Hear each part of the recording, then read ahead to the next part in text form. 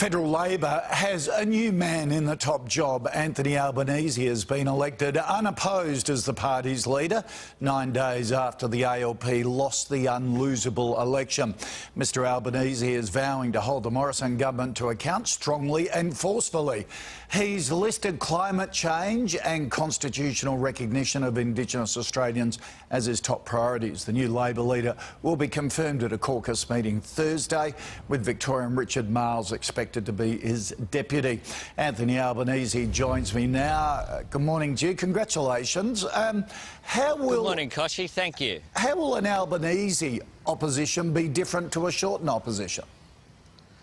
Well, one of the things that you can find out that is by looking at my record. My first priority is actually the economy and jobs. I'm an economist by training.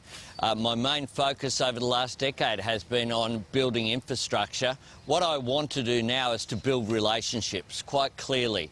People have conflict fatigue. Where the government gets it right, I will give them support. One of the things we should be working on in a bipartisan way is combating violence against women. Your last report was spot on. It's just an outrage that women don't feel safe at night, and we must do much better as a society. So Government has a role to lead, but we all have a role. What are you proposing in this then? Well, I think the idea of having a national summit is a constructive one and a good one. It's one in which we can bring together experts to just talk about a way forward, to listen to not just to women but also to men about how this is occurring. And quite clearly one of the things we need to do is not just the incredible tragedies that we were talking about before, but the rate of domestic violence in the homes is just catastrophic. You're off to Queensland today. You lost Queensland in the election. A big swing against you, mainly from coal miners. Your heart and soul, the workers up there. Yesterday, your press conference, you refused to support Adani. It's got to be a big issue. You're going to have to take a stance on it.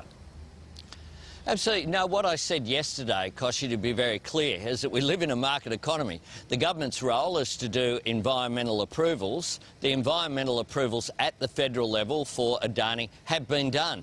It's a matter for the state government to finalise their approvals, and then it's up to markets to determine what occurs. So you'll back it, though? Whatever the market decides, you'll back it?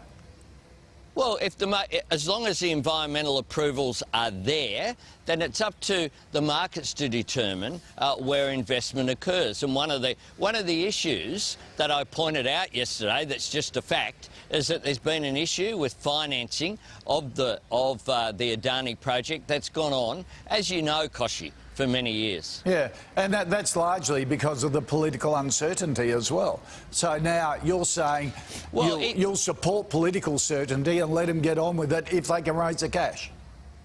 Well, the political certainty has happened. It's been through the EPBC Act, not once but twice, as I said. Then it's up to the Queensland government to finalise its approvals. We live in a market economy.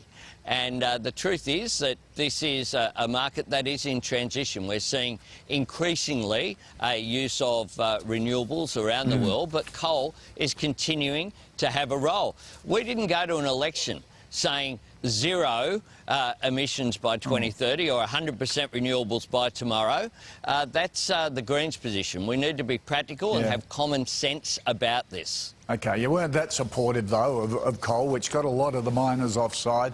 Anthony Albanese, appreciate your time. Here's that. Thanks for having me on. OK.